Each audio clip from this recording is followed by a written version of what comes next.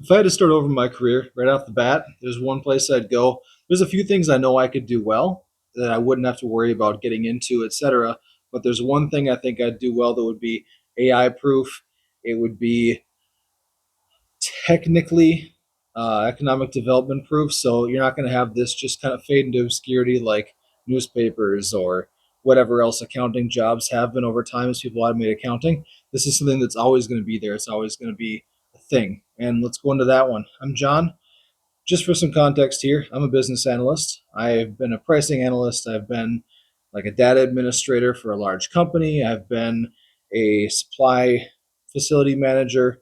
I've been around a few different jobs. And the job we're going to talk about right now is purchasing. So, overlooked in a lot of places, but here's a few things about purchasing that leads it to be kind of a good place to be. One, every company has it. If they're buying material for production, if they're buying material for resale, if they're buying equipment to supply their operations, they have a purchasing officer or a purchasing team or something like that. Okay, so that's kind of one thing.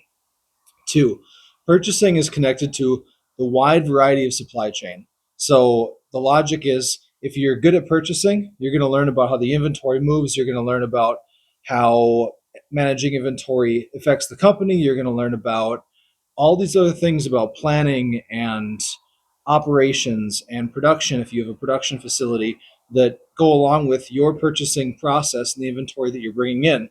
And you'll be good at all these things, giving you more opportunity to move around. The third thing about purchasing is it has a very human aspect. There's a lot of like communicating with vendors. There's a lot of troubleshooting little things that come up that you really couldn't automate that well. AI is going to do a lot of things in a lot of industries and a lot of different roles. Like it's going to cut out a lot of the mundane work in like a business analyst job. It's going to get rid of a lot of the accounting and finance roles that are just crunching the same numbers over and over on a piece of paper.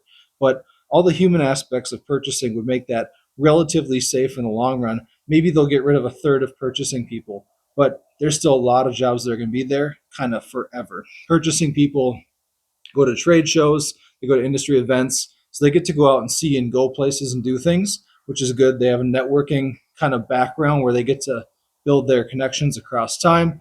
Like I said, everyone's having a purchasing person or three or four at their company.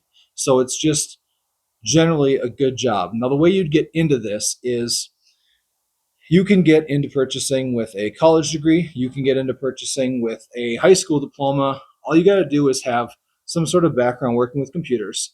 And whether you're coming in at that like assistant level where you're just putting in orders and tracking things across time, or if you're coming in at maybe kind of the, low analyst level out of college, there's opportunities at kind of every level.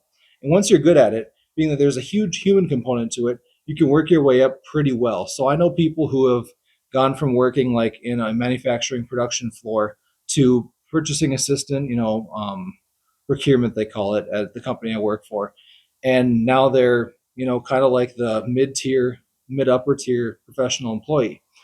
So the way you'd go about this if you came out of high school is get any job, literally anything. Could be a receptionist role where you work with computers, you call people, you schedule, and you do administrative tasks.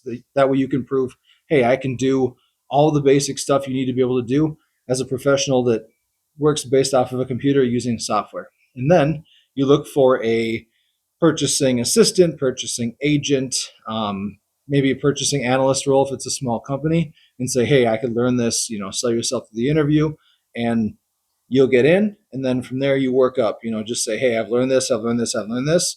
And if you can't get promoted internally within your company, look elsewhere and say, okay, I've gotten to the point where I have the skill of this level person, go somewhere else and get a job there and move around. Now, the second aspect of this that I would do to get myself positioned better is instead of just doing, hey, I put in the purchase order, I track to see if it's coming in, I make sure it gets received, and then I validate that I got paid, and I check, prices quarter to quarter, whatever it might be.